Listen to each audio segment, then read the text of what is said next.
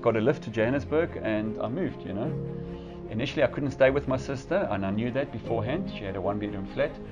So I stayed with a teacher in Brixton in like a little room behind his garage. Leaking roof and things like this, water running through the roof while it rained. I was as happy as you can be. Didn't bother me at all. I rolled up my mattress when it rained hard, stood in the corner so my mattress didn't get wet, and I was not unhappy. Welcome everyone, thanks for tuning into The Hidden Heroes. This show is all about bringing to you people who have discovered the hero within and have unleashed it out to the world. It is our absolute desire to inspire each and every one of you to take action to live a life worthy of a hero. Today we have a very special guest. I've known our guest now for almost 3 years now, and you cannot deny his energy, his passion, his drive, and his zest for this thing called life. He has a beautiful story to tell as well. He grew up in Namibia, very poor. He made his way into boarding school, had a very tough time there, absolutely hated it, and then made his way into the police force. He loved it so much, but he knew that that would not be sustaining for the future. Due to the power of association, he found himself an insurance company, and he hasn't looked back ever since. He is one of the directors of a massive multi-million rand company called JVC Insurance. JVC Insurance has been in the process now for 21 years, serving the people, and have won many accolades, one of them being the Santam Diamond Broker of the Year. With that being said, please help me welcome the German himself, Volker Grunewald. Volker, thank you so much for joining us here today. Great, so let's get into it. You're quite confident, you're quite passionate. Were you always like this, particularly at a young age? How were you when you were a child? Yeah, I was confident, you know. I don't regard myself as intellectual, but I've always managed to walk into a room and just talk to people, you know. So I would say I'm an extrovert. So I think I was probably born that way. Huh? Yeah, fantastic. And let's speak about a bit of your upbringing. How was your upbringing growing up? Yeah, my initial years were good. I was born in Ludwitz in Namibia. It's like a little German fishing town. Most wonderful first couple of years. Until I was about 9 years old, the school closed down. It's a German school. Due to lack of pupils. And then I had to go to Windhoek to boarding school, which is about 1,000 kilometers away. Yeah, it was horrific. I mean, like it was, you know, being away from home at such a young age in itself is difficult, but then the treatment we got from the teachers were actually quite cruel. I'm a very compliant person. I abide by rules, you know. I'm not a rebel at all, you know. If you tell me to write with a green pen, I'll write with a green pen, you know. That's just who I am, you know. I don't like to go against the stream. And we were given hidings for the most random things, you know. It's like you had too much pocket money in your cupboard. I'm not joking. You were only allowed to have a certain amount of pocket money in your cupboard, and it was a very small amount. And if they found you had more than that, you actually got a serious hiding. If after lunch sleeping time, if you weren't physically sleeping, the teacher walked with his socks down the passage. You know, not to hear, so you couldn't hear him. And then he came past your door. He saw you lying awake, and he just pointed the finger and says, "Come stand here." And then you looked down the passage. You saw all the guys standing there. And when he got to the end of the passage, he says, "Come with," down to his office, and you got a hiding. You know, so it's. I mean, like we had to stand on attention in the mornings, next to our beds, and they looked for dust into corners, on top of cupboards, under beds, everywhere. I mean, like the bathrooms, the showers, the basins had to be bone dry. You know, you had to. It was like a military school on steroids. You know, so yeah, it was very horrific. I didn't enjoy it. You know. I did a lot of sport at school and boarding school, so that part I enjoyed. Being there every afternoon, you're surrounded by by many kids, and you say, come, let's kick a ball, let's play tennis, let's do this, let's so that was an advantage, but the rest is not good. And what would you say, so in that time, what was the narrative, or what was the story you were telling yourself? Is I need to get out of this place? Yes, but I knew there was no way out, especially at a young age. I knew there was I was too young to think of. How old were you then? 9, 10 years old. Sure. So I didn't know, that there would. I looked at options and I realized there were none. Yeah. So I just plodded along day by day, cried many tears, lived in constant fear. Like you walk around with anxiety the whole time, sort of scared when you're going to get next hiding. When we talk about hidings, we're talking about with a plank. There was a handle in the end of the plank, and it was, like your backside was all colors of the rainbow, like, so obviously it starts initially with like very red. Next few days it goes blue and yellowish, and then the next hiding comes on top of that, and parts were black, and so it was it wasn't nice, And if there's anything that you could take away from that experience, if there's anything at all, what would you take away from that? Yeah, I must say, unfortunately, I can't take away anything positive out of that. I can't think of anything positive that it's sort of groomed me in a positive way. Like it's even as I speak about it now, it makes me feel very hurtful and sad and so there's nothing positive out of it. I don't wish it on anybody else. My youngest son is in boarding school as we speak in Natal, but it's a nice boarding school. There's none of that stuff. It's quite a relaxed. There's discipline, which is very important. I love discipline. I'm even for hidings. So I'm not against hidings. I'm like, I've hit my kids many times and I still believe in it.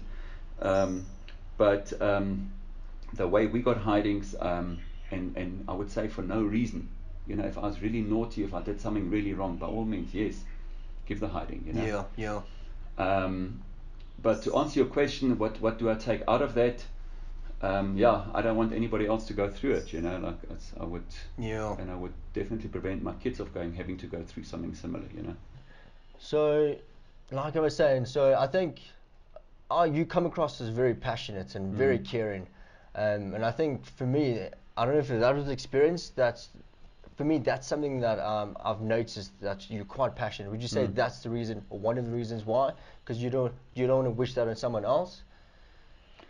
Yeah, but I just feel I went through a lot of trauma, and I don't wish that anxiety and trauma on anybody else, So it's not necessarily the passion I have. I just don't wish that hurt on anybody else, Sorry, I'm actually interrupting myself, but if you think what positive could I get out of it, I've just had a thought.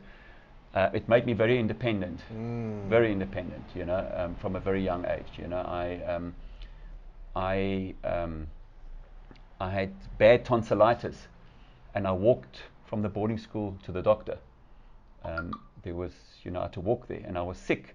I walked a few hundred meters. I sat on the pavement, rested, then got up and walked again. At age 11, 12, 13, I had to do those things, So I walked very far, and even if I was sick, you go to the doctor by yourself, There's nobody. Teacher never took you in the car to the doctor.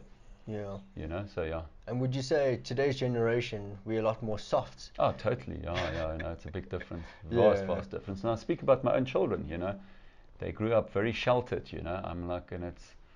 I think it's society, but also I did quite well financially, and so my son, all three of my kids, grew up in a beautiful home, overlooking the golf course, sitting in a jacuzzi, that type of stuff. The good life, And would you change anything doing that?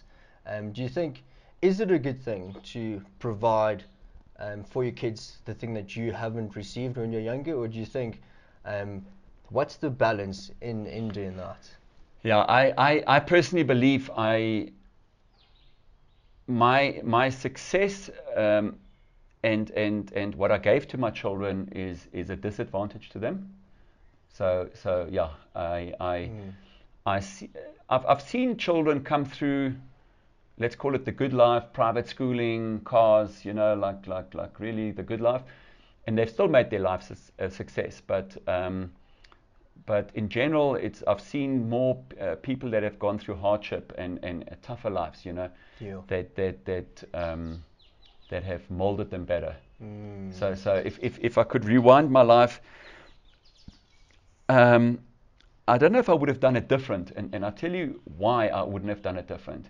The reason why I gave my children what I did is not because of my shortcomings I had when I was a youngster, but I actually did it out of convenience for myself.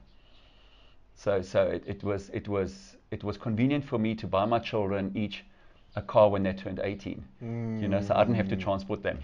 So it made a huge difference, especially when the oldest one, when he got his car, he's 4 years older than the next child, and suddenly he was driving the other kids around to school and back and up and down, and they took huge pressure away from me. So I try to do anything in life. I actually tried, and I still do it today. I buy myself out of pressure, out of stress. I use money to get rid of stress and pressure. Wherever I can. Like my wife always says, I'm willing to throw money at anything. And it's wrong, I know, but I'm more than willing to do it because I don't want more pressure. I don't want more stress. But I think that's quite important, and I wanted to ask you, what is your view on money? Because what it sounds like is the way you use money as a sense of freedom. You use it to gain freedom, or convenience. That's the word that you use. So how do you look at money? Yeah, I feel if you make money, if you're successful, if you're blessed, because it's not by my own hands that I'm blessed like that. I'm like, God, I feel blessed me. And to some people, like, they will say to you, but you had to work hard. But I still feel like if I look at my life, I know many people that work very hard. I know many people in Africa that work extremely hard, and they are as poor as church mice. So my hard work together with a path that was opened up for me, that has opened up for me, made my life easier and contributed to my success. Sorry, what was your question again? About how do you view money? How do I view money? So yes, I use money to buy convenience, very much so. You buy the nice car, live in the nice house, you buy the nice goods. But I find it very important not to keep all the money for yourself. So you need to share, you need to give to others. You need to help the poor, you need to help wherever you can. But in the same breath, I've learned that over the years, don't make people dependent on you. So be careful of giving. There needs to be a plan if you give somebody. So there's various ways of giving, and one of them is helping people through maybe schooling or education or something, but there needs to be a proper plan in place. It's not just random giving. But if you give people that are in a tight situation, you need to sit down with them and look at a plan. How do you get out of this situation? Because you cannot keep on giving them, otherwise you're basically working for them. So that's the one part about money. If you say, how do I view money? Money can be evil. Not money itself can be evil. I think so call it the lust of money. Can turn you into an arrogant person. Can turn you into not a nice person. In a lot of ways, and I've seen it with many people that have been successful. So there's two sides to money, but everybody needs money. So you cannot wish it away. You cannot do without it. And what would you say, what's the one thing that really kept you humble, kept you sane enough to realize that it's not the love of money, it's not the lust of money that's going to get you to where you want to be? What made you realize that? So firstly, I don't want to call myself humble. I'm not necessarily humble, you know, like, so, yeah. But to answer your question, yeah, I recognize where the money comes from, that it's not just due to my own hard work. I feel God gave it to me, and I could lose it tomorrow. And if you say what sort of keeps me humble, like in the same breath, while I say I don't think I'm a humble person necessarily, but that does keep me humble. It keeps me my feet on the ground and realize you could lose it overnight. It's very much a temporary thing. Yeah. And doesn't matter how clever you are, doesn't matter how hard you work, you're not in control. You know, and I've seen it with many people. You know, very successful businesses, and just something, laws change, buying trends change, anything changes, and next minute it's all gone. Yeah. So yeah, so you need to be very careful on that. Fantastic. I think that's excellent. So let's go into the insurance business itself. How exactly did you get into that? So yeah, just to rewind a little bit further than that, I was in school in Namibia when I was about 16 years old. I realized I cannot stay in boarding school any longer. So I had a sister that lived in Johannesburg, and I once spoke to her, and she said, "Why don't I come live with her?" You know, I thought, wow, that's like you're moving to New York, you know, or Tokyo or something like this. It was like I could hardly speak English. It was like a massive move, but I was willing to do it to get out of boarding school. You spoke German? German, Afrikaans, and then I had English as a subject at school. Yeah. So broken English, you know, like very basic English, you know. And anyway, cut a long story short, my sister applied for me at a school here in Johannesburg, and I was accepted, and I actually went home those December holidays, told my parents I'm moving to Johannesburg. They were very old. I'm the youngest of 6 children, and they just said fine, you know, like they were quite chilled, you know, like so I got a lift to Johannesburg and I moved, you know. Initially I couldn't stay with my sister, and I knew that beforehand. She had a 1-bedroom flat, so I stayed with a teacher in Brixton in like a little room behind his garage. Leaking roof and things like this, water running through the roof while it rained. I was as happy as you can be. Didn't bother me at all. I rolled up my mattress when it rained hard, stood in the corner so my mattress didn't get wet. Yeah. And I was not unhappy at all. I was happy as it can be. I walked far to school. I walked in the heat home in the afternoon. I was fine. I was by myself. I ate lunch by myself. I ate breakfast in my room by myself. Yeah. I ate dinner by myself. Why were you happy? What was the reason? Just because you were out of Namibia? I had freedom. I was out of the boarding school. I had freedom. Yeah, you know? freedom. And yeah, it was the school was. I was very scared that I'm going to fail, because I failed once before in Namibia in the German school. Yeah. So I really didn't want to fail again. So I was very, very nervous about that. So I really focused in class. I didn't have friends. I didn't have anybody to talk to. So I really focused word for word in class, bought myself an English-German dictionary and wrote the German words above the English words in the business economics books, you know, with a sharp pencil. Yeah. And sort of learned English like that. I'm like, I learned a few thousand new English words in the first few months. Yeah. And I did, surprisingly, because like I said, I'm not very intellectual, I did very well. I was like second, third best in the class out of 40 kids. Yeah. But it's just because I focused, you know, and I didn't have any distractions. Then my sister built a house out in Walter Park, out on the West Rand in Johannesburg, moved in with her, and I realized I had to generate money. My dad gave me pocket money. At that stage, my dad was retired. He was in his 70s already. We grew up quite poor. My parents didn't have a lot of money, and I got very limited pocket money. But I needed wheels, I needed freedom, I needed to buy clothes. So I realized... How old were you this time? 16. 16. So I realized I have to make a plan, you know. So I Yeah. phoned wherever. I phoned Dion's, I phoned the Hyperama, I phoned the drive-in, Hillfox drive-in across the road. I still know some of those numbers off by heart because I phoned them so often. Really? Yeah. Sure. You know. And I'm like, we're talking more than 30 years ago. Yeah. And eventually I got a job at the Hillfox drive-in, at a cashier at the entrance.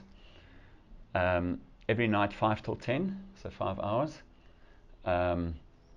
And Saturday mornings I worked for Dion's, you know, as like a salesperson. And yeah, that sitting in a drive-in at night, every night except Sunday nights for 3 years, 5 till 10, it got to me at times. I sat there, got depressed at times. Yeah. Very depressed, you know, just sitting there and thinking like, you know, other guys are at home watching TV, lying in bed, sleeping already. Here I'm sitting, leaving a drive-in at 10 o'clock at night, walking across the road home, having dinner. Sure. I did my homework while I sat there, you know. But I just felt I had to do it, you know. Yeah. But that brought me a lot of freedom. So when I was in standard 9, what's it, grade 11 now, I bought myself a Honda CB750 motorbike and a Volkswagen Beetle Cash. You know, and all the kids in school thought I was a rich boy, you know. Yeah. Like they all had 50s and like nobody had a car. I Yeah. didn't have a license for both. And they thought like I was the rich boy in the school, you know. Little did they realize, my parents didn't even know I had the bike and the car. I didn't even tell my parents, you know. So I drove my car to the testing grounds, wrote my learners, drove it back, did my license, you know, rode my bike, wrote my learners, you know. I just made things happen. That's you know. brilliant. So yeah, I worked very hard. Then when I left school, the day I left, wrote my last subject in matric, all my friends went on back down to Margate at that stage. I thought, no, I can't, you know, like financially, I had to start working immediately. At that stage, we were all called up to the army. So we all had to do army service for 2 years. Or alternatively, go to the police for 4 years. But the police didn't even cross my mind, you know. I got a bit involved with some naughty stuff in those last 2 years, you know, grade 11 and 12 with some guys. Some of them were arrested, got criminal records. I got away with it. Yeah, if I say naughty stuff, quite serious stuff. You know? Is it? Yeah. Could you share it or? No. We stole motorbikes. Oh, really? Oh, yeah. We used drugs. We broke into a school. I don't want to mention the school. You don't have to mention it. The guys were arrested. They were caught because the mother, the next morning, the mother just had enough. Her son had like 11 stolen motorbikes in his yard. What? And she woke up the next morning and she saw the whole room was full of sweets. So we broke into the tuck shop at the school the night before. And I left early that morning because I woke up at about 5. This was before cell phones and things. There was no alarm clock. I just woke up, saw it starting to get light. I couldn't go back to sleep. I didn't want to go back to sleep. I'm scared I'm going to oversleep. So sneaked out, pushed my bike out of the driveway quietly and rode home. Had a shower and went to work at Dion's. And when I got home that afternoon, my friends were waiting outside my house, sitting on the pavement, and I could see they were quite, you know, perturbed, you know. And I said, "What's wrong?" They said, "No, the mother actually had enough," and she phoned the cops, and they came and arrested them. They were locked up, got bail. Cut a long story short, they were actually found guilty in court. Got corporal punishment in those days, still 6 cuts. So the criminal record. So and they luckily didn't give me away, you know. And that was a wake-up call, and then I separated myself from those guys, you know. And I realized I can't hang around with them anymore. And what made you get into that in the first place? Was it money? Was it freedom? No, desperate for friendship, you know. Like I didn't know anybody, so I was just influenced. But the whole time while I was involved with those guys, I realized I felt like a fish out of water, you know. It's not me, you know. It's not my nature. None of the stuff that I want to do, you know. I didn't enjoy it. No, it wasn't me. You know? So when the whole thing came to a point, it was a huge relief for me, actually, a massive relief, you know, because I didn't know how to walk away from them. You know, I was almost caught in this, almost like a little gang type of guys, you know. yeah. Anyway, yeah, like I said, finished matric, and I looked for work immediately. Like even before I finished, wrote my last exam, I looked around, what can I do? Yeah. Because normally you get called up in the army immediately in January. I was only called up the following June call up because it was Pelabora.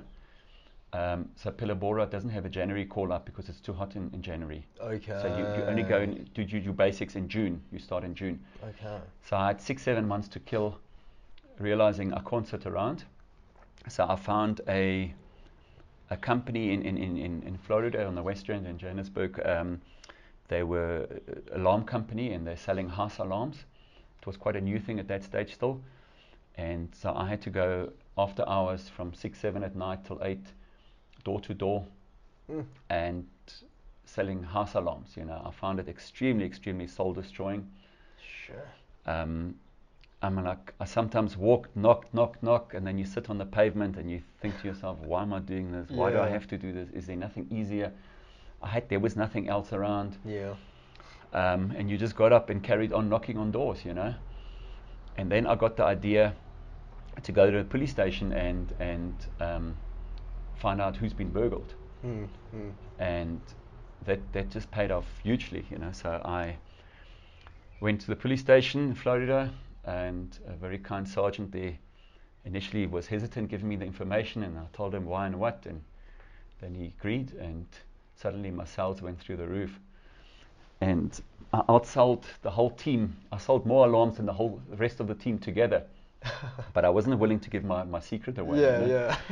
So anyway, so I did that for a few months, and every second week or every week I went back to that sergeant and he gave me the information, and then one day I sat down with him and he asked me why am I doing this and what my story is, and I gave him a bit of background. You know, financially I had to do it, and that I only had to go to the army in June, so I had to do this. And then he said to me, why don't I join the police? And I thought, wow, I've never thought about it. I was actually a bit scared of the police, given my past, you know. Yeah. So I saw the police as the enemy, you know. Like, you know, we were like, you know, like, so yeah, I was very hesitant. But then he said to me, yeah, if you join the army, you earn 200 Rand a month. At the police, you start with 600 Rand a month, and you know. So I thought, okay, that makes sense. So I applied and I was accepted. And then in March the following year, that was 1986, I joined the police. And loved it. Did my training in Pretoria at the police college. Very tough training. I tell you, tough as nails. You promise you, it's very tough training. You know, physical, mental. Anyway, and I was in the riot unit, with the height of the riots in 80s. State of emergency, like saw horrific stuff, experienced horrific stuff. Then I asked for a transfer into the flying squad, and eventually I had a girlfriend in Florida, and I asked for a transfer to Florida police station, and I was granted that. Loved the police, loved the work, enjoyed the work. Don't want to brag, but I thought I was a very good cop. Worked hard, long hours, was very committed, very would never sleep on night shift, that type of stuff. I was out there, you know, making arrests. I enjoy helping people, you know, stopping on the side of the road, helping people, black, white, whatever color you see, you know. In early morning hours, whilst patrolling, I saw the guys walking down to the mine, the black workers. Stopped next to them. I said, jump in, I'll give you a lift. They were very hesitant, you know, like there was the 80s. Police was a huge enemy, you know, and I explained to them, come on, you know, I won't even lock the door. You hold the door. I'll give you a lift. I've got nothing else to do, you know, like I'm just patrolling. So gave them lifts and things just to build relations, you know, with the public in general, you know. Anyway, and while I was in the police, I had a friend whose father was in insurance. That answers your question. Sorry, I had to go a bit of a long road to get there. And I thought, because I looked, while I was like halfway through my time in the police, I realized the one side said to me, I want to stay here forever. I love it. The other side, the money is so little. I looked at my colleagues around me and just, I don't want to brag, but just the way they worked, you know. Very slack, sleeping on night shift, you know, very slack, not Yeah. not taking care of not having pride, not working hard, not being committed. But yet, when it came increase time, you read your increase in the newspaper. You know, it's announced in the newspaper. Yeah. That a government increase right through from every department in the government gets a 4, 5, or 6% increase. You know, that's your increase. Yeah. So, and you look around you and you say, like, those guys get exactly the same increase as I. They earn the same as me. But it was my nature to stay committed. You know, I just out of nature I couldn't sort of go down to their level. You know. Yeah. So anyway, and I realized I need to get out of the police, and so I had this friend in insurance, and I started working for them weekends. I took leave, all my leave. I was 5 years in the police. I never went away on holiday once. It didn't bother me at all. Yeah. But I took all my leave and I did courses, insurance courses with it. I did. I worked for them for free. Many of my friends said, like, you're stupid, you're making them rich. And I said, this is my university. I'm like, there was no money to go to university or college or something. This is my college. This is my university. It's benefiting me. I don't care if it benefits them. It doesn't worry me, you know. But so you actually thought to yourself, I'm going to work for you guys for free. Yeah. You don't pay me at all. Yeah. I just want to learn. Yeah. And you obviously understood the importance of education and looking Yeah. more long term than short term. Yeah. I needed to start a career outside the police. And well, after 5 years in the police, I felt I was ready to leave. Yeah. I had enough knowledge in insurance, and I started approaching some insurance companies. Got a job. I was turned down by 2 insurance companies. Mm-hmm. I did a what do you call these tests? Not an IQ test, a symmetrical test or something like that, you know. Oh, like a personality test. Yeah, or something like that, yeah. you know. So 2 of the insurance companies, I did a test, and when the results came back, because I'm not a very intellectual, financial person, you know, like I didn't have maths in school, like in matric or anything like that. They turned me down. They wrote me actually a long letter saying to me, bottom line, they said to me I should do anything but insurance. Really? Yeah. I said, like, you're not an insurance person at all. But they came from the angle of almost like doing calculations, being like from an intellectual point of view, Yeah. like more IQ point of view. And then another insurance company, Sanlam, I approached them. They just did a face-to-face interview, no IQ test or anything like that. And they saw the EQ side. They loved me immediately. I'm like, while I sat in the interview, the lady said to me, can she just be excused? She walked in the room next door, and I overheard a conversation phoning like a regional manager upstairs in the building and saying, like, I've got the perfect candidate here for you. You know, like, so I don't want to brag now, but it's she saw the EQ side of me, not the IQ side, you know. And so would you say EQ and IQ, which would you place more value on? They both depends what work you do, but you obviously need both. But it also depends what work you do. You know, if you become a scientist, IQ is a lot more important than EQ, you know. I get you. Even a doctor, your IQ is more important than your EQ. So you often hear where people talk about a very good doctor, but he doesn't have bedside manners. That's the lack in the EQ, but the very high IQ. Yeah. But you could never be a good doctor having high EQ and low IQ. Yeah. You know, that wouldn't work. Yeah. You know, because you wouldn't be able to manage the studies, you know. Yeah. So, see, insurance is not just the computers do your calculations. You know, you feed in the information, and the computer does your calculation. Yeah. So you don't need to be an actuary to actually work out all the calculations or be a scientist. True. What the other insurance companies didn't recognize or realize is the relational importance of insurance. You know, you build a relationship with your client, with another person. Yeah. And I've realized that over the years, it's far more important than the IQ. How did you get to that realization that people are more important? Only much later in the industry, much later. Really? When I grew up, my younger years, like I said earlier, I failed one year in a German school in Namibia. Yeah. I was very involved with sport. I was a very, very keen sportsman. Played a lot of soccer, tennis, all the athletics. I did everything in athletics except high jump. And I remember my dad, school holidays, I came home and we sat with a group of friends, my parents' friends, chatting in the evenings, whatever. And then one of the elderly ladies would ask me, so Volker, what do you want to become one day? And before I could even answer the question, my dad used to say, oh, he's so concerned about me.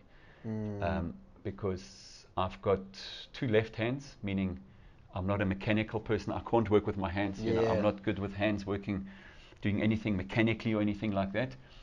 And he realized I didn't have a very high IQ. Yeah. Like I wasn't doing well at school. And my dad, even just before I could even answer, said to them, oh, like almost made me out to be the black sheep of the family. Yeah. It's like he's very concerned about me. Where would I find work? What would I do one day?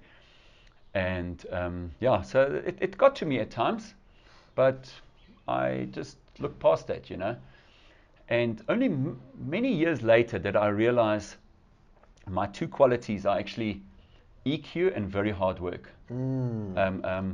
So I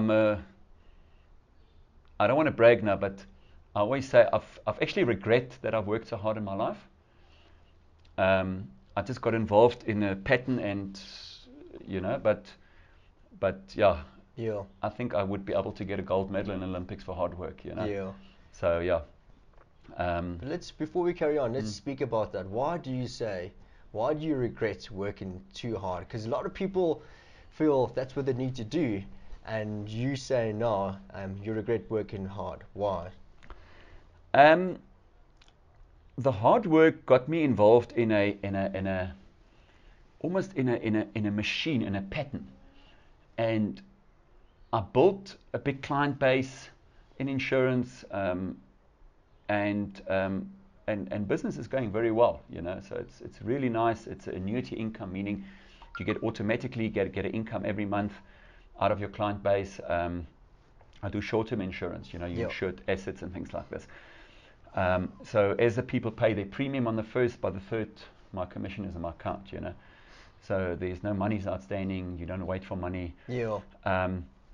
But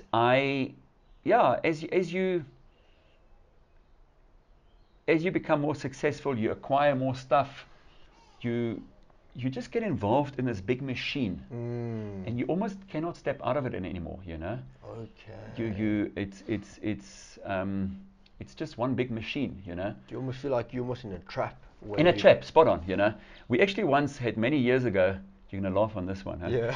But we had an industrial psychologist. He was a friend of ours. He came to our company, and he analyzed different positions and who's in the right job and the right post and who should do something different. And it was very interesting, all the advice he gave us. But he analyzed the company for like 2 days, and then he sat us all down in the boardroom one day. And his opening line was, he stood, watched us for a few seconds very quietly. We just stared at him. And he said to us, how do you stop making love to a gorilla? And like, obviously, we all burst out in laughter. And then once it got quiet again, he said, he'll decide. You don't decide. And what he was trying to say is we involved in, and he saw it. He saw exactly the trap we're in. It's the gorilla, It's this big machine, It's out of nature also. I cannot let my clients down. I mean, like if I get a message or email message, WhatsApp, phone call from any client, I see a missed call. It's just my personality to reply immediately. Get back, sort things out, phone back. Just get things done immediately. Yeah. And luckily, my business partner has got exactly the same personality. I'm like, we've been business partners. We worked together at a previous brokerage. Okay. Broke away 23 years ago and started our own brokerage. 1st of March last week, it was 23 years. And we're very similar personalities. So, and we surrounded ourselves with the staff that are also personalities like us. Okay. It happened once or twice where we employed people that weren't quite like us, very committed, and they didn't last long in our company. But most of the people that we employed were actually headhunted from insurance companies. We identified them, we worked with them for years, we realized they're exactly the same type of personality as we are, and we sort of approached them, we made them offer they couldn't refuse, and they came over to us, and so 95% of our staff has been with us, has never left us, you know. I'm like, we've got, our office manager has been with us 23 years from the start, other people 15 years, 18 years, so yeah, our staff has stayed with us for very long, and I think that's part of our success, you know, because we're all very similar, you know. Great, and I think that's fantastic. I really do, and I feel that. A very big thing that I've always known about you is your desire to help people, to take care of people, and I really do think that's such an important leadership quality. How would you define a leader, and what makes a good leader, would you say? Yeah, firstly, a leader needs to lead by example. So it's you know, a leader needs to lead from the front, needs to lead by example, and you need to earn your respect. You know, you can't force it onto people. You know, you need to earn it. So you need to first do before you tell people what to do. You need to show them that you're willing to do it yourself. You know, and doesn't matter in what field you are, you need to lead by example, and you need to lead from the front. And to carry on about leadership, like it's leadership. You doesn't need to be. You don't need to be a very forceful leader necessarily. And like sometimes, yes, you have to enforce certain discipline and rules and regulations, but you can also be a kind leader. You know, you don't always have to do it with screaming and shouting and swearing. You know, like it's. I think I've raised my voice in my office in the last 23 years, maybe 2 or 3 times, type of stuff. You know. You know, there's no shouting and screaming in our office. You know, it's sort of one of the rules of my office is harmony. You know, I want people to have a nice environment to work in, a pleasant environment. Like I say, there's no screaming, there's no swearing, there's no shouting. Look out for each other. If somebody makes a mistake, you know, sort it out in a nice way, you know.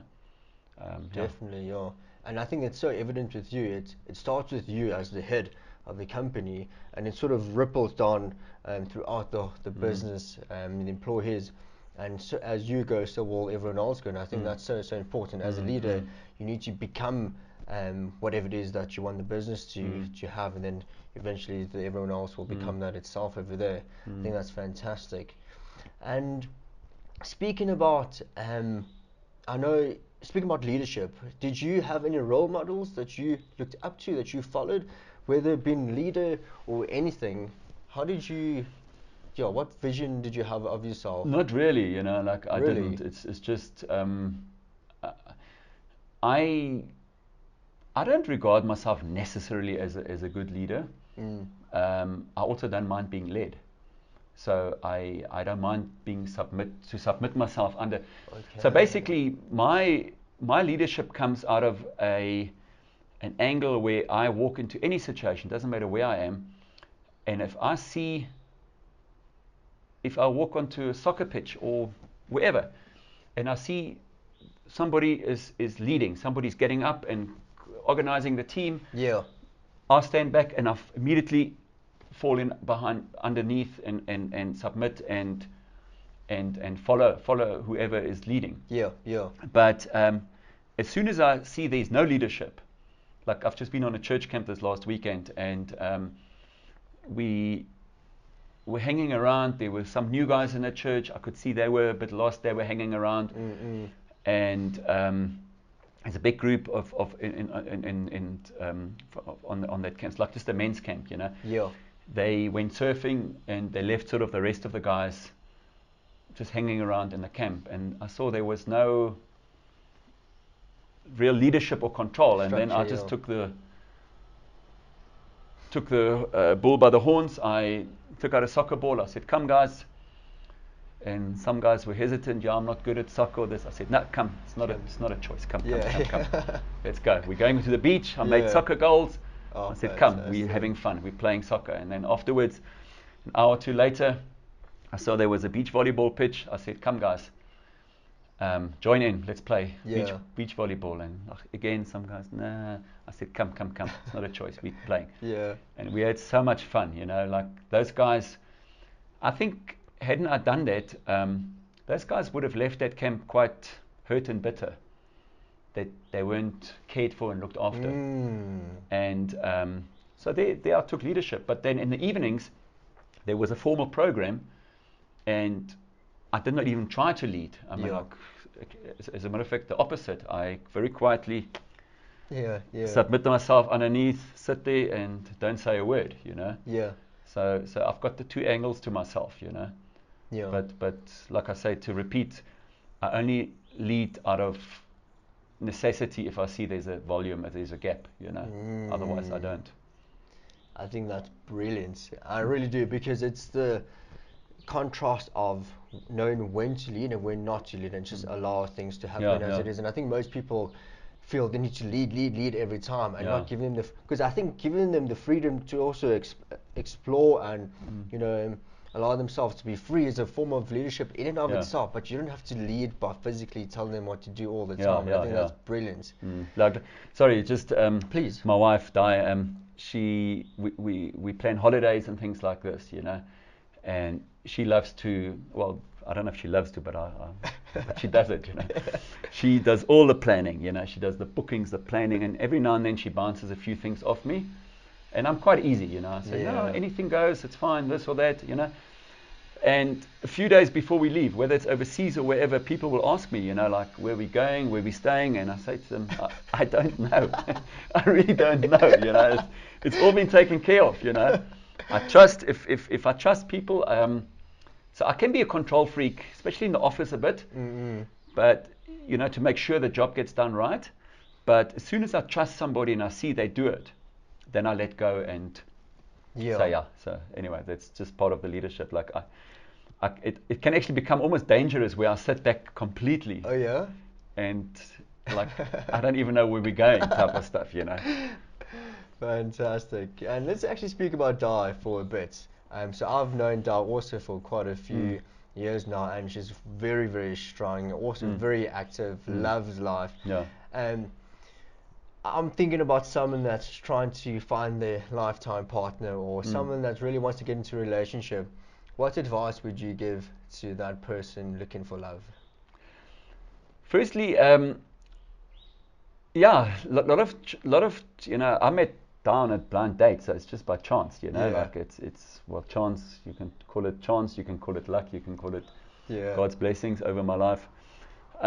But anyway, I think it's, if you do meet a partner, people often say opposites attract.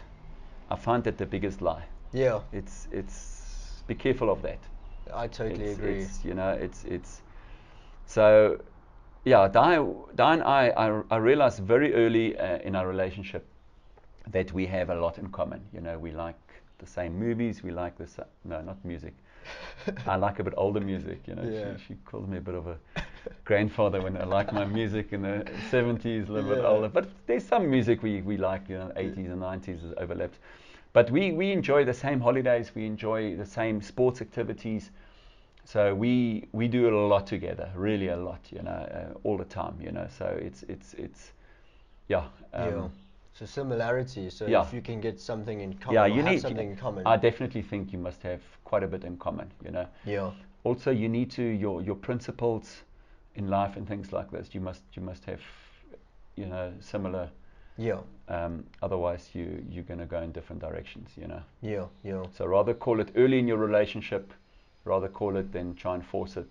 If you realize if you're really different people, And would you say a great amount of happiness and joy has come from your relationship with Di? Or Very much so, yeah, very much so. So it's yeah, I feel very blessed, and like I say, we do a lot together, you know. So if whether we go to the sea, we'll do boating together and water activities and things like this, and diving and snorkeling and, you know, that type of stuff. And whether we go to the mountains and we like horse riding and you know, being active and hiking, you know, we very similar, you know. So yeah, so we've got a nice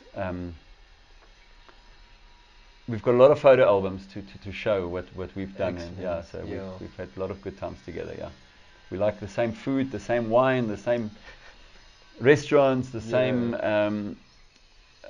movies, you know. So yeah, excellent. And you know, a lot of people say happiness is the ultimate goal, or joy is the ultimate goal.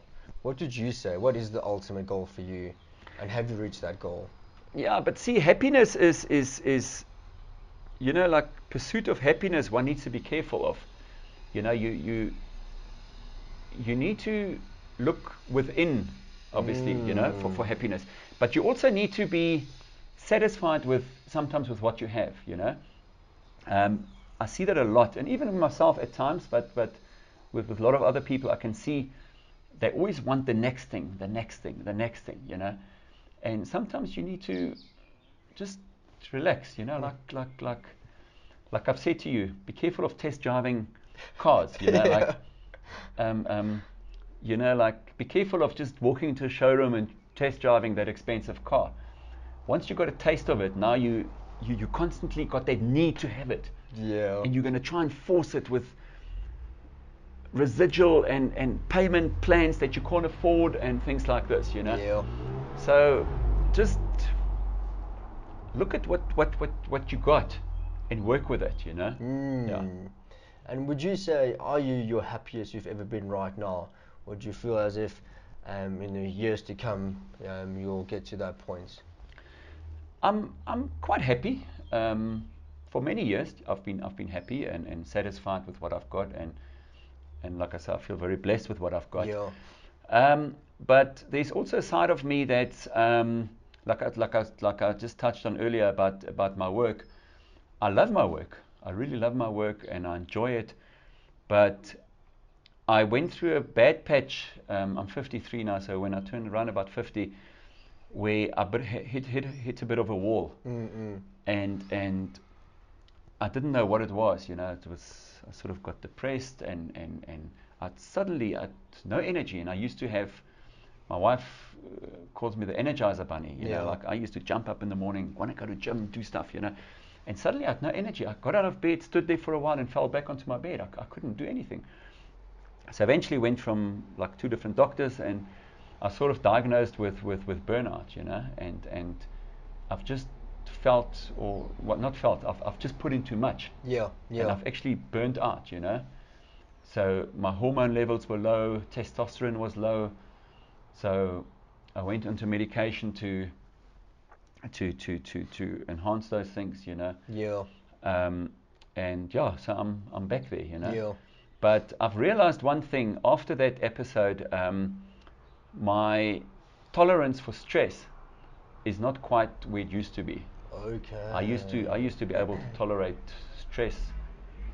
You know, I used to thrive under stress. You know? Yeah. And I still do to some degree, but when I see a stressful situation comes, I try and get out of it as quick as possible now. You know. Yeah. Avoid it. Yeah. Yeah. Great. So we usually have 2 questions at the end of the interview. The first one would be, knowing what you know now, what advice would you give to your younger self? The whole path that I followed in my life, if I look back, if you had to ask me would I do my life over again, yes. I would do everything over again. You know, like it's I enjoyed my life so far, but yeah, like I said, I don't know how, but I wouldn't have worked as hard, you know. And make no mistake, I've taken a lot of nice holidays and things like this, but I just wouldn't have worked as hard. But yet, in the same breath, sort of advice I can give other people, you know, you can be highly intellectual, studied, you can have the good looks, you can have everything in life, but there is no substitute for hard work. So again, you know, like it's don't ever think your good looks or your intellectual gift will get you somewhere in life. There is no substitute for hard work. So you need to work hard. You need to work hard. You need to be committed. You can't sit around. You must make things happen immediately. Don't wait till tomorrow to do something. If you can do it today, do it today. Tomorrow is another day. Tomorrow you need to do the next thing. So you always need to be one step ahead instead of being one step behind. You know, you don't know what comes tomorrow. Tomorrow, if I'm seeing a client tomorrow, I prepare the files today. I print the policy schedules and things today. Tomorrow there might be power failure. True. You know, whatever. Just be prepared today. Tomorrow you do the next day stuff. So you always need to be one day ahead, or 2 days ahead, or whatever you want to be. You know. But you need to be hardworking. You know, you need to work hard at your relationship. You need to work hard in your friendship. You need to contact your friends.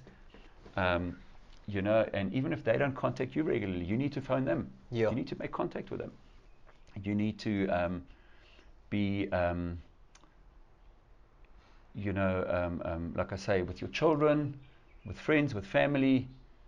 You need to take that initiative and organize stuff, get-togethers and things like this. Definitely, yeah. Great. And then for the last question, you're ready. What legacy would you like to leave behind? There's a few things.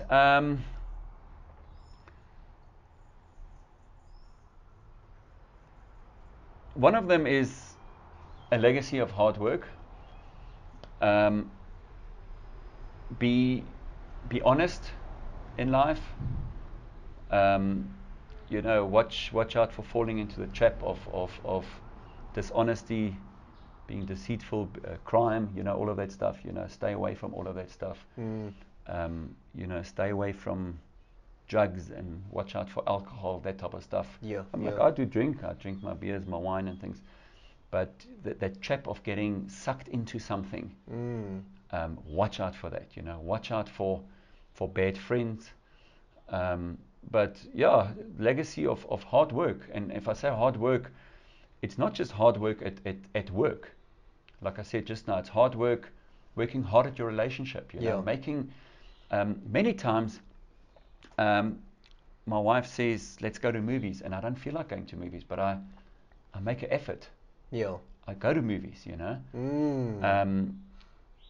You know, often I feel tired, and I just make it happen. And if you pull yourself together, you have a shower, dress up, man up, and get out there, and you're actually having a good time. You overcome that, you know. Sort of just work hard at everything, your relationships, your friendships, and then another legacy is caring. You know, care for other people. You know, it's not just for your family and friends, but just poor people out there. You know, care for people in need. Give that guy at the robot, give him some. You can't give everybody at every traffic light, you know. It doesn't work, you know. But give something, you know. Just give something away, you know. Don't just hold on to everything yourself.